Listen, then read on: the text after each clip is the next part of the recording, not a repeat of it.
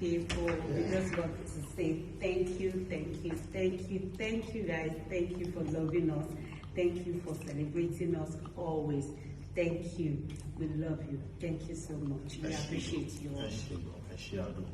Gbogbo ẹni olólùfẹ́ wa tí ẹ celebrate wa ní ìjẹta àti àná àdúpẹ́ àwọn olórí gan-an. Celebration ṣe ń continue. Yes.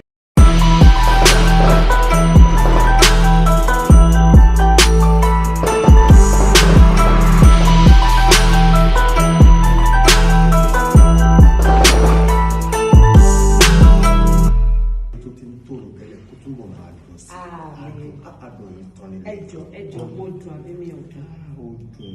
Ọkọ mi wọ náà lọ dùn.